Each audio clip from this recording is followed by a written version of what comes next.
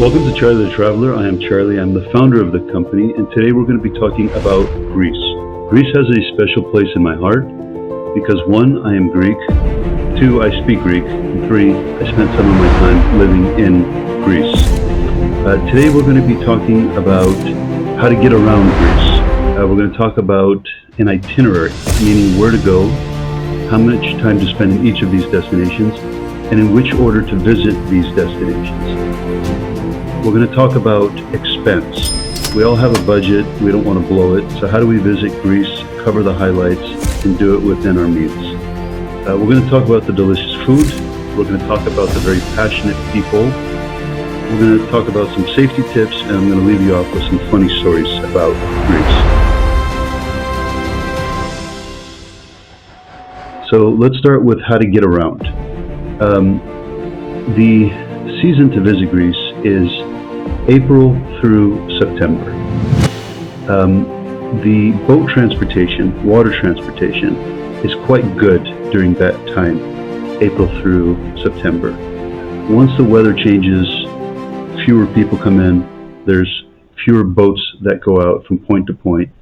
So that's why I recommend people visit Greece April through September.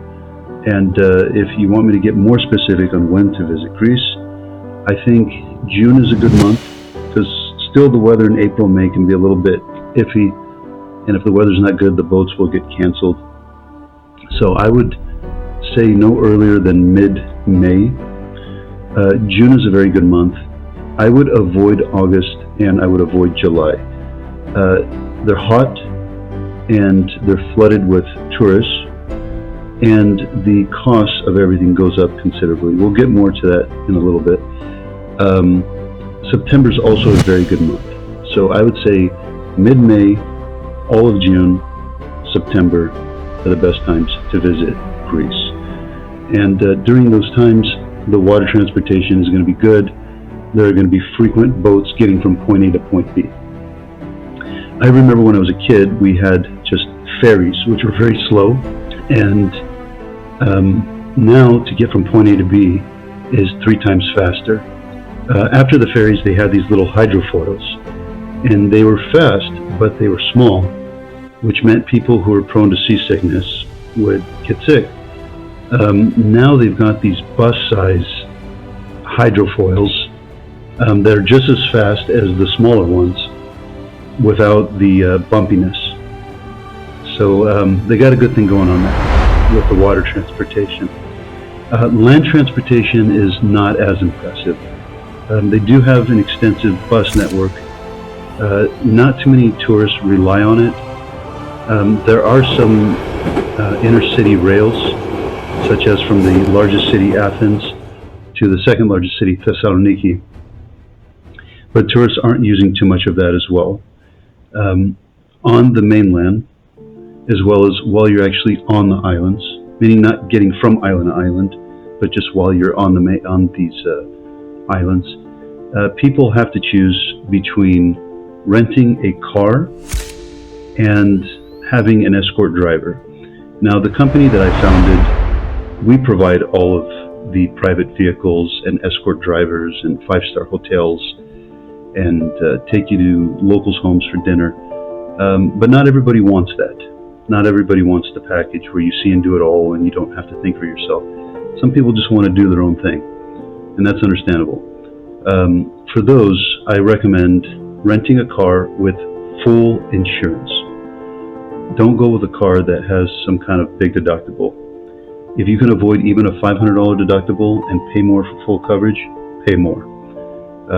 If you park your car and, for example, somebody dings you when your car's parked, the bumpers ding, for example, you're going to get charged for that. So whatever money you think you're saving by not paying the extra for full coverage, you're going to end up spending anyway. So you want to have peace of mind, get that full insurance if you're the type of person who wants to rent cars in Greece, as opposed to go on a full package, multi-day tour, like the ones that the company I founded offers. So let's continue now to an itinerary.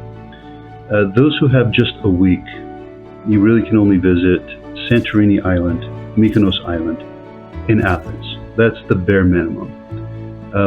Greece, although it's a small country, is packed with must-visit places and must-see attractions. It's very rich in that sense. For those who have a little bit more time, most people have around 10 to 11 days to visit Greece.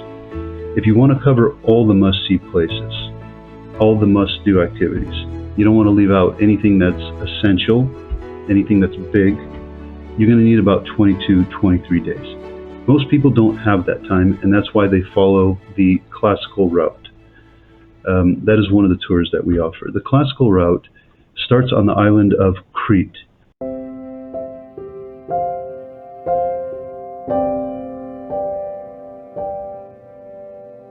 Crete is to Greece what Texas is to the United States. That's where all the cowboys are. They got a little bit more of that cowboy culture over there.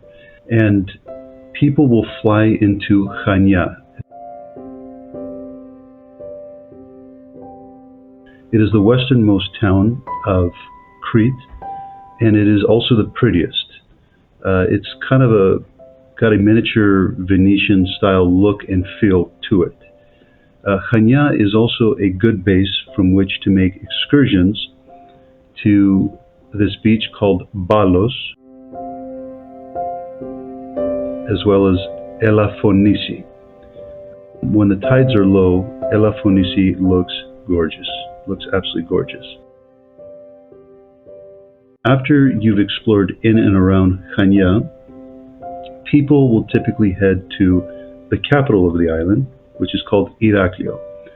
When they relocate, they'll make a stopover in a small town called Rethymno. Rethymno also has a miniature Venetian type of look and feel to it. It's good to kind of park there, walk around the port, have something to eat, and then get to your destination, which is again Iraklio. The two reasons for visiting Iraklio: one, it has the oldest archaeological site in Greece. It's called Gnossos. And the other reason is because it is from Iraklio that you take the speedboat to the island of Santorini.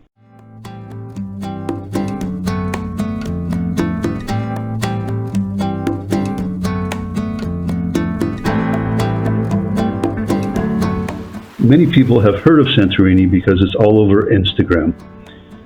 Girls love to take their Instagram photos in Santorini.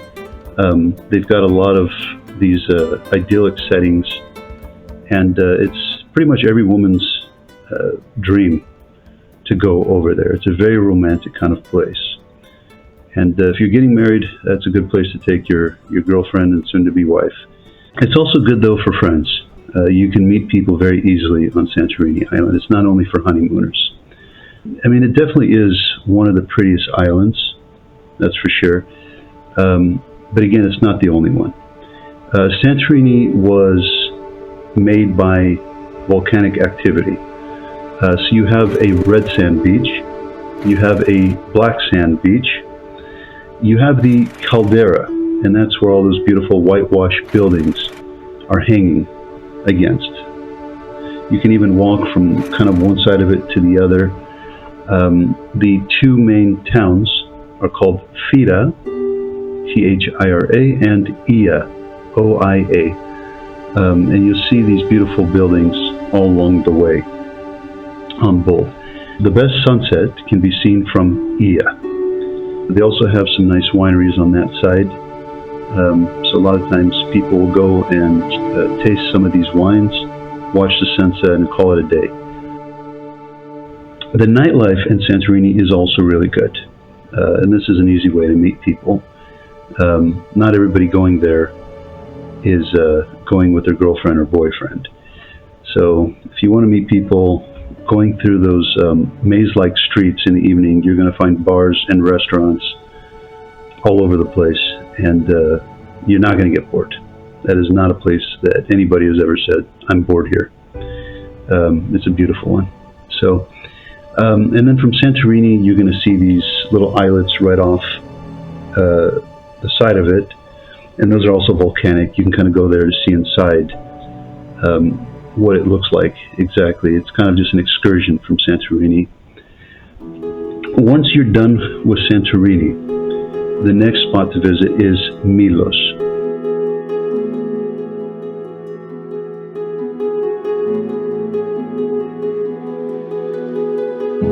Milos is most famous for its beaches. It's got some of the prettiest beaches in all of Greece.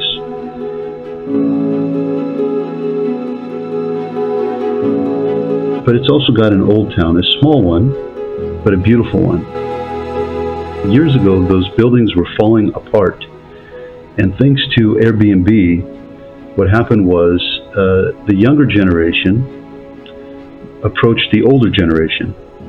Older generation doesn't know much about the internet and Airbnb, and they basically said, look, you've got prime real estate over here, you got these buildings right in the town, these buildings are falling apart, how about we fix the buildings, convert these things into rentals, put some nice decorations around them, some flowers and artwork, and we can rent these things out for a couple €100 a night. So the light bulb kind of came off the side of the corner of the eye of these older people and said, wow, we can make money with these things, yeah. So they really cleaned it up. They cleaned up their buildings, they cleaned up the streets, they made it much more artistic looking, and there's kind of Airbnbs all over. Years ago, few people went to Milos. It is now an up-and-coming spot. If somebody wants to buy property in Greece, that's the place I tell them to go buy property. Milos, I think, will become the next Santorini, basically. This is a Greek festival on the island of Milos. It's the biggest the biggest festival on the island. We'll start out with some corn and see what they got.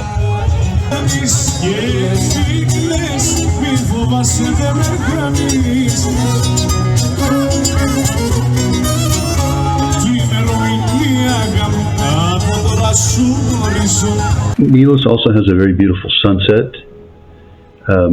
It's got a nice fortress, and it's a place not to miss. Hotels are surprisingly expensive over there because there's still not a lot of options. There's not a lot of competition. Airbnb, yes. Hotels, no. So I think with time they'll build more and more hotels and the prices will become more competitive. But for now, the hotels in Milos are some of the most expensive in Greece.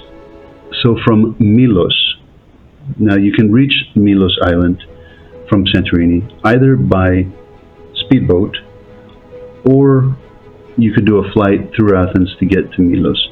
Obviously the speedboat's more convenient. The only problem with it is there's not as many speedboats from Santorini to Milos as I would like. So depending on which time you need to arrive in Milos, you're going to decide between taking a morning flight from Santorini through Athens to Milos and getting there relatively early in the morning, or you can take an evening boat. Those are kind of your options at this time. Getting from Milos to Mykonos is much easier. There's a speedboat that leaves in the morning, and you'll get there relatively early. It's not a long ride. And Mykonos is the other very famous island that people around the world know of.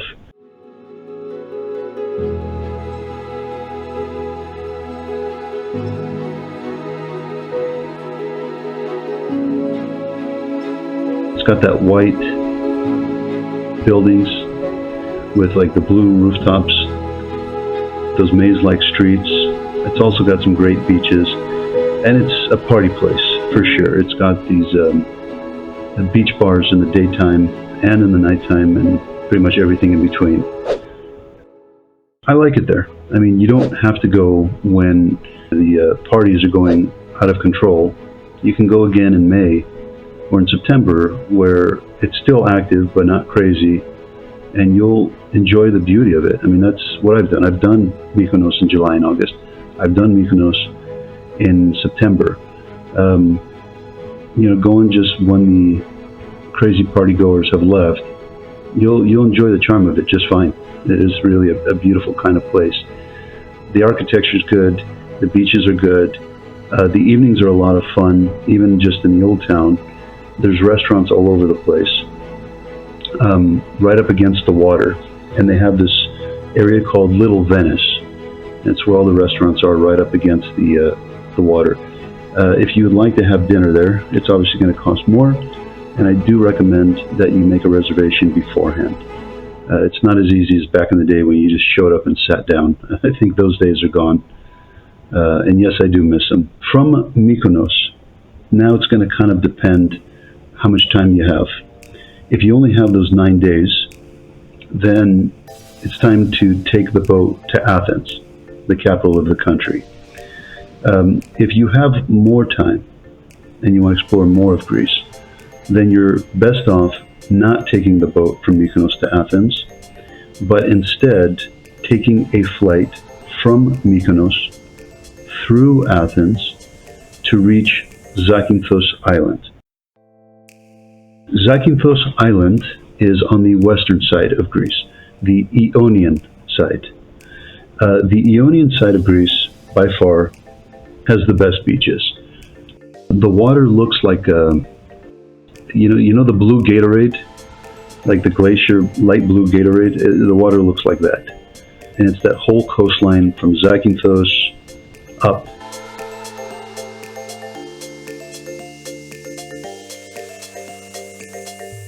Zakynthos is also where they have that famous shipwreck. There was a movie that was done over there. There's a viewpoint from which to see that shipwreck. Others like to take the boat to it. For me, the boat's okay because you approach this beautiful beach that they have there. The formation of it is gorgeous. Taking the boat there is fine, but the perspective is not as impressive because you're kind of in it now, so you don't really see it from a distance. The viewpoint is the highlight for me, where you actually get up there, you can see the shipwreck and you can see the formation of this beach. The Greek government has kind of gone back and forth with giving people access to there. It's a little bit dangerous if you get too close to the cliff. So there's times that they've allowed people to get over there to get the view. Sometimes they've kind of blocked it off. The policy has changed back and forth over the years. From Zakynthos Island, you can take a boat to Lefkada Island. That's the windsurfing capital of Greece, but that's not the only reason why to enjoy that island. It's also got absolutely gorgeous beaches. It's one of my favorite islands for sure. More Greeks know about Lefkada than foreigners, but it's no less impressive than some of the better known destinations. From Lefkada, there's sometimes a boat to Corfu Island, or Kerkira, we say in Greek. That one is a hit or miss. Sometimes the boat is there, sometimes it's not. If the boat is there, it takes some time. It takes about 7 hours. So probably your better bet, if there is a direct flight, sometimes there is, sometimes you're going to need to make a stopover in Athens. But usually the best thing to do from Lefkada is just take a flight to Corfu, hoping that there's going to be a direct one on the day that you wish to go.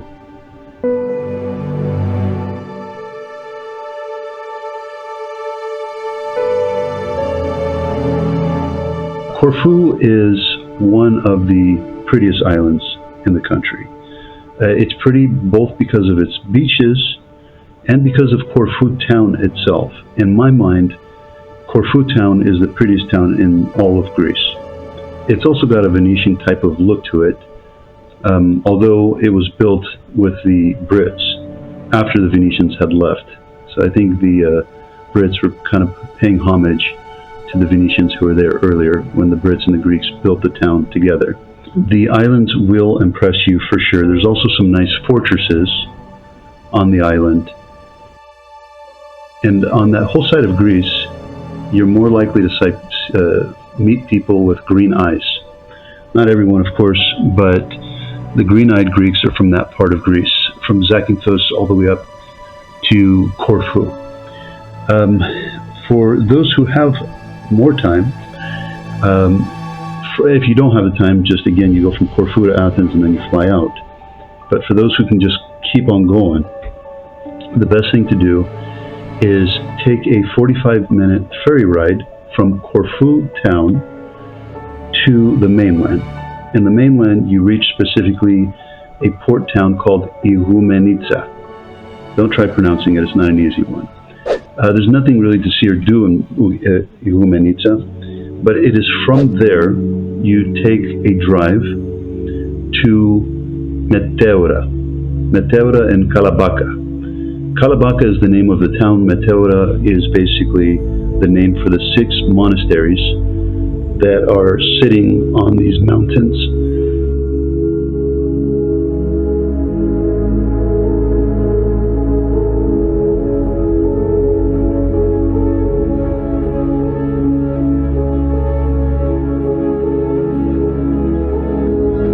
So it's good to base yourself for one night in Kalabaka and give yourself 3/4 of a day, meaning around 6 hours or so, to visit these monastery complexes. I really love it up there. Not as many tourists go there because everybody's so focused on just hitting the Greek islands, but Meteora is a beautiful place. And incidentally, Meteora is a beautiful place not only in the summer, but in the winter as well. So from Meteora, now you're going to have to drive up toward Thessaloniki, the second largest city, or drive down to Athens. Driving down to Athens takes something like 5 hours.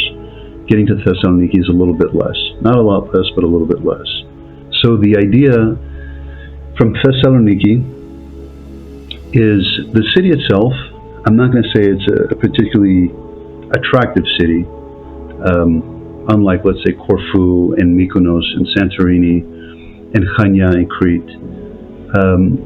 Thessaloniki is not as visually appealing.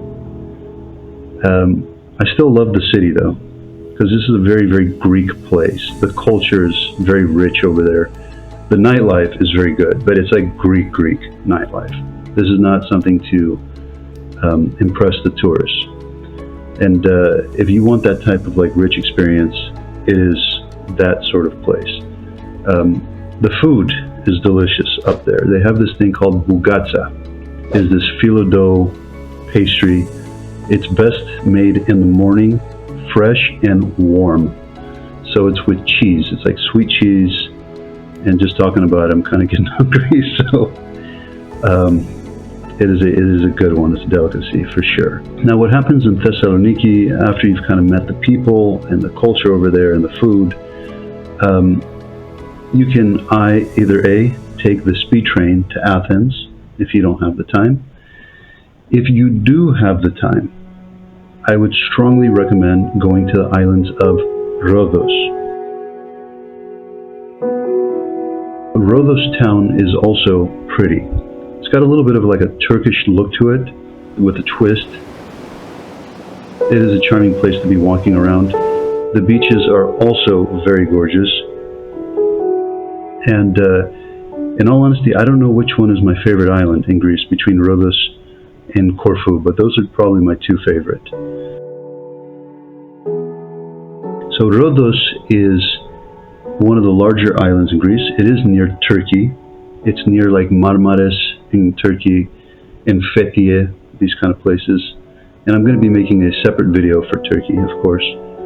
But if you want to get into Turkey, going to Rhodes would be the great access point, because from there you could take just an 1.5-hour boat ride to reach Turkey.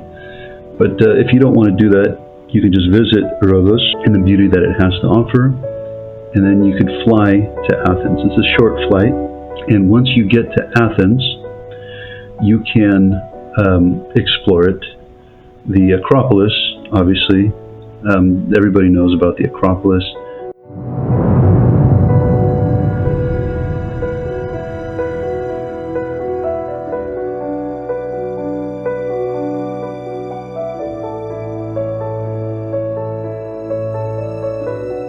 There's Monastiraki.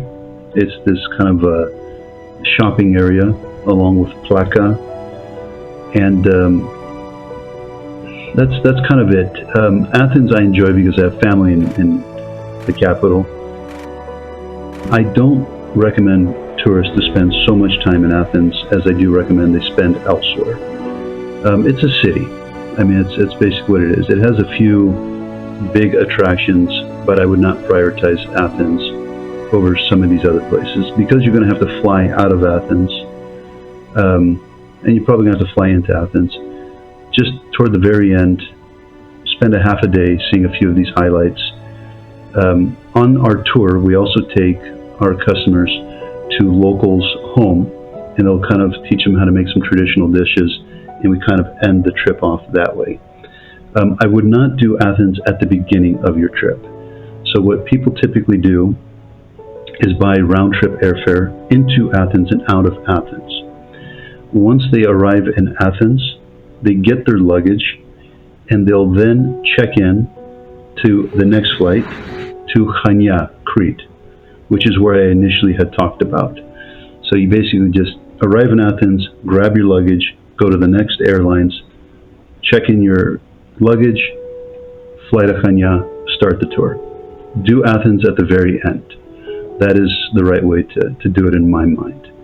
So right there's about 21 days, right? And just depending on how much time you go, you have, again, from Mykonos, are you going to go to Athens, or are you going to go to the western coast? You know, these are things that you can decide. And if you have just one more day, I would strongly recommend a boat day trip from Corfu town to the Paxos. There are two islands. One is called Paxi, the other one is called Adipaxos. They could both be visited in the same day trip from Corfu. Some of the prettiest waters in all of Greece are there. They're peaceful places, and I enjoyed it very much. I enjoyed my time over there, even though I broke the propeller of a boat that I had rented. So don't rent your own boat, just go on an excursion. So I think now I've kind of covered the logistics of Greece. Let's kind of talk about the costs. Going to Greece as a solo traveler is quite pricey, because if you're renting your own car, or even if you're going on a package tour like the one that the company I founded offers, if you got one person in the car, or you got two people in the car still costs what it costs. The same is true for the hotels. If a room costs 220 euros and you're one person, or if you're two people splitting the cost of a 220 euro room, the room still costs 220 euros. So some places I could tell people, yeah, travel solo, don't worry about it. Thailand is like that. Vietnam is like that. Greece, not so much. In Greece, I would recommend traveling with one other person to help bring down those costs of transportation and of lodging. The cost of food is not that expensive relative to the rest of the world. The lodging is okay. The lodging's okay as long as you avoid July and August. If you go in July and August, hotels will cost almost 3 times more. Meaning a room that usually costs 220 euros a night or 210 euros a night, July and August, that identical room will cost about 600 to 650 euros. So just, you can see the difference in cost over there. So we kind of talked about the transportation. The boats are not that expensive. Sometimes you can choose between second class and first class on these boats. I don't really see the purpose of it. I would just buy the basic seats. The first class, the second class seats are just fine. So, and you're moving around on the boat anyway, so I don't really see spending the extra money on first class on boats. So the cost of food, transportation, hotels, and then now the car rentals versus getting escort drivers. Again, July and August, the prices will go up 3 times. But if you avoid those 2 months, car rentals are okay if you're getting small cars. If you're getting small cars, if you got big luggage, you know you need a bigger car, and the price is going to go up a lot. With escort drivers, of course, the more you are, the more affordable it's going to be, because the escort driver just wants X amount of euros for his day. He doesn't care really if you're 1 or 3 people in his car. The most expensive escort drivers are in Santorini and in Mykonos. The rest of the country is not that bad. Even during July and August, it's not that bad. It's specifically Santorini and Mykonos where the prices are out of control for escort drivers. So that's kind of what that is. Entry fees are not that expensive. Athens specifically is not that expensive. So that's kind of that. The food.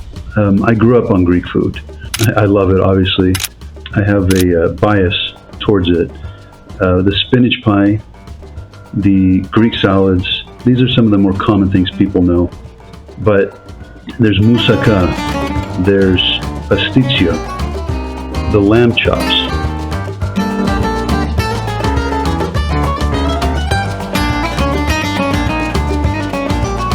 The list kind of goes on and on. Me, I try to eat healthy, so I love eating calamari with lemon and some sea salt. I eat that almost every day when I'm there. Horta, they're dandelions, that's what they're called in English, dandelions. You put olive oil, lemon, and sea salt. Definitely want to try that one. The Greeks love their coffee, like frappe. They drink that all day long. And they have some newer versions of frappe. I can't remember the name of it right now, but they love doing that. And then for drinks, I mean, they have all the same stuff the rest of the world has. Not only metaxa and ouzo, they'll have everything that you'll find anywhere else in the world. The fruits, I just go crazy for. The peaches, the watermelon. Try watermelon or melon with cheese. That's actually a good mix. I love eating that in the evening out in Greece. Now the people. That might be the best part of visiting Greece. They're very passionate people. They're engaging people, they're talkative people, they're incredibly confident people.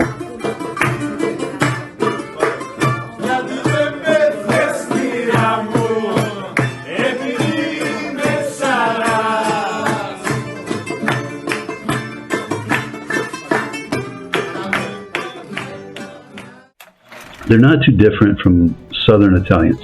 They're very similar.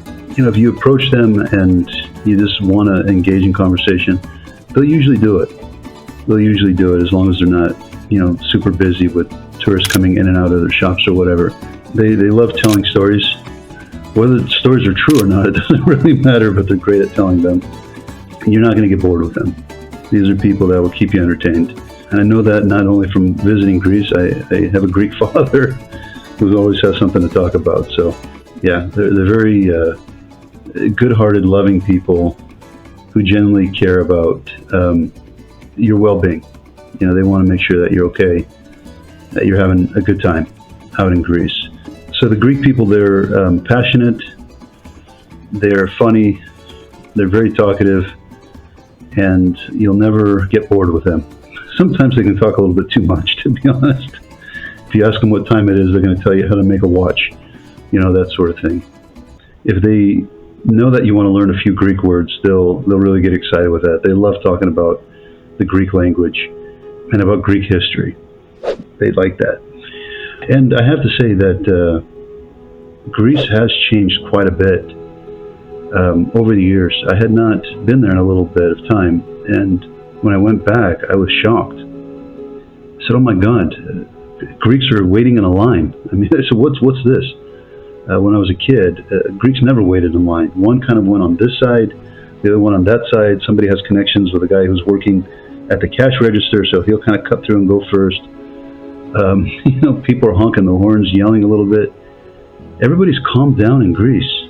I mean, I think because of Erasmus, it's a student program from the European Union, where everybody in the union kind of studies in each other's countries. They can work in each other's countries.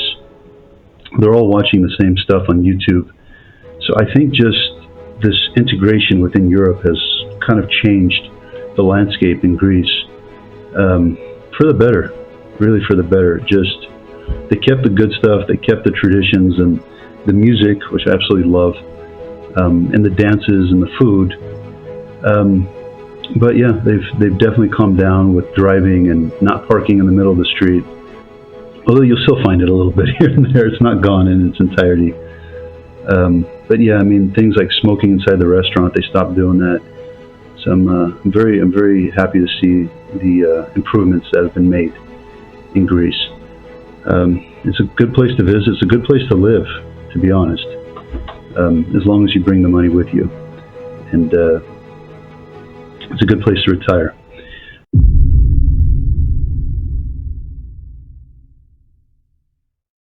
Okay, let's now talk about safety. Safety is not much of a problem in Greece. In Athens, you got to take a little bit more precaution than the rest of the country.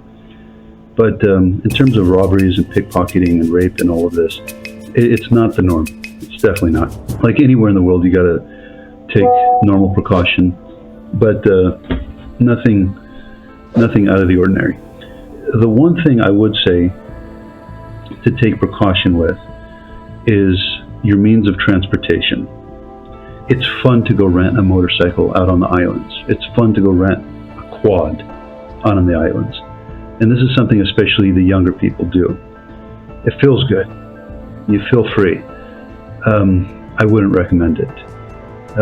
You're only as safe as the dumbest guy on the road. And if he or she does one dumb thing and crashes into you, you're going to have problems. And it's happened, unfortunately. The roads have gotten much better. They used to have a lot of potholes, and now they still have a few, but not nearly as many as yesteryear. But you hit something or somebody hits you, you can be in trouble. So either get an escort driver like the ones that the company I founded offers, or rent a car for yourself.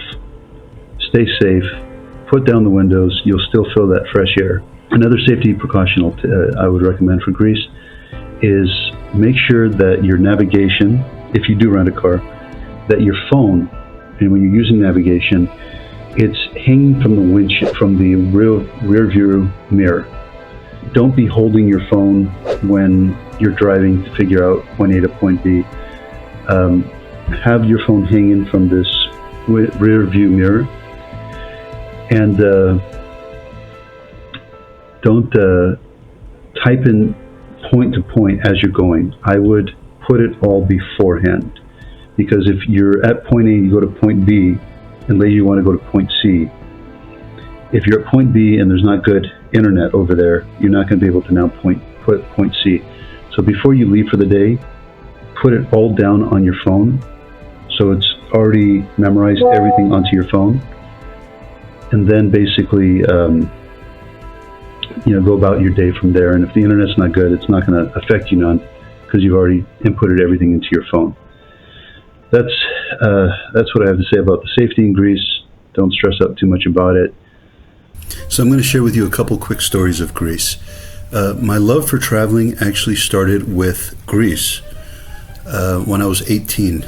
I had visited Greece twice before that, once at 14 and the second time at 16. Both times of which I never gave anyone the impression I'd ever become a world traveler. I was sleeping the whole time in the car, and I could have cared less what they're trying to tell me and teach me. When I was sleeping in the car, my father would just give me these chops across the chest to wake me up, and I thought I was getting more clever by getting these sunglasses so he wouldn't see that my eyes are closed in the car. That didn't work, and I got those same chops across the chest again. So now I'm 18 years old, and I'm on the third trip with my father to Greece, and we're supposed to come home, and all of a sudden this 18-year-old Charlie says, "No, I want to stay." And that was a pleasant surprise to my father. He was happy to hear that. My mother, not so much. She demanded that her son come home right now, type of thing. I told her I wouldn't. My father came home without me. So my mother found a very beautiful girl by the name of Veronica, who's the same age as I am. And she got Veronica on the phone, and she says, "Charlie, it's me." I said, "Who?" She said, "It's Veronica." "Hi, Veronica." She said, "You remember me?" I said, "I don't." She said, "Remember we met this one time?" I said, "Oh yeah, Veronica, hi." She says, "Yeah, I want you to come home so we can start hanging out." So that was Mama's hook to get me home. I got home, and then we became boyfriend and girlfriend, and within 2 weeks, I brought her back to Greece with me. So I think at that point, my mom just said, "Man, this guy's a traveler." She didn't know at that point that this is something that I would be doing for a long time, but she saw the bug in me, and until now that bug has never left me.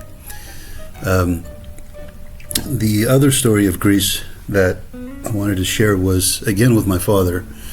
At this point I'm 22 years old, and we went to Greece for Easter, and for me that is one of the most precious times to visit Greece. Not necessarily for seeing all the islands and the other highlights that I've talked about, but specifically because of Easter.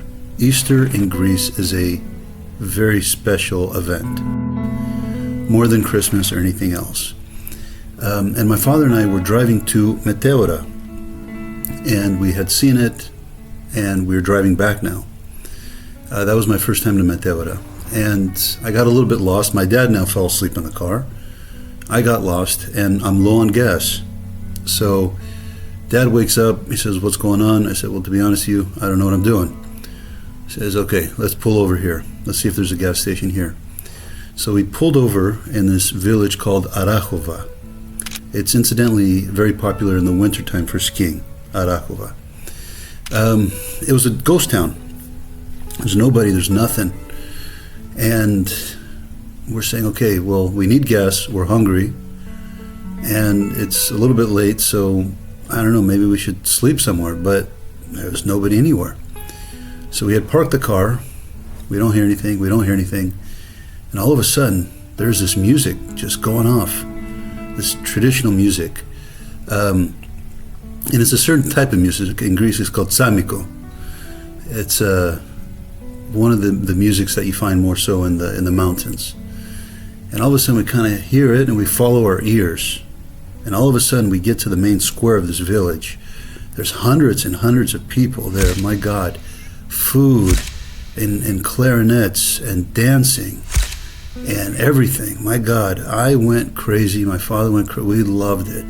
So we sat down, just the two of us, knowing nobody or nothing. And all of a sudden, these beers show up on our table. And we said, "We're sorry, we didn't order any beers." The server said, "We know, but this gentleman over there, he bought these beers for you guys." So we don't know him. So we went over there and we said, "Did you do this by accident?" We asked him. He says, "No, we all here know that you guys are foreigners. You're not from here. We just want you to know that you're welcome. You're invited to enjoy this with us. We're happy that you're here with us." And that obviously touched our heart. We sat down with him, we drank with him, we ate with him. Turns out he had his own apartment, or kind of hotel, bed and breakfast. We'll call it a bed and breakfast.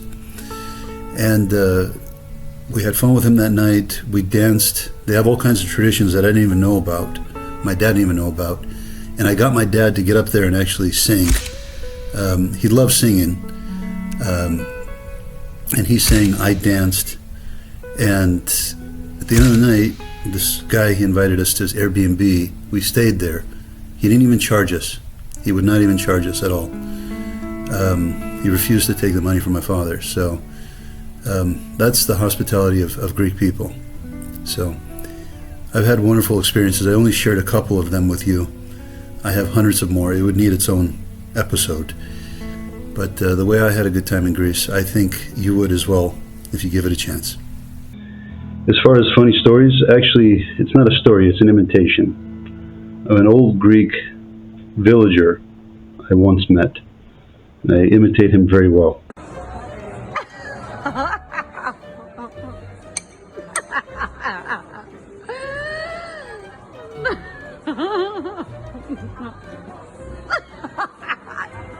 I hope you like it. Anyway, I hope you've enjoyed watching this episode that we have on Greece. I hope it's giving you some good tips on what to see and do in Greece. All the places that I recommend you, we take our customers to on our multi-day tours to Greece. This here is our 11-day classic tour, which starts on the island of Crete and ends in Athens. We also have a grand tour, which is 23 days long. Most people don't have that kind of time, and that's why this one sells better. If you go to our landing page, you will see that we include 5-star hotels English-speaking escort drivers. We arrange all the water transportation to get from island to island. We also take you to a local's home who will teach you how to make Greek dishes as well as serve you dinner. This is me right here, enjoying.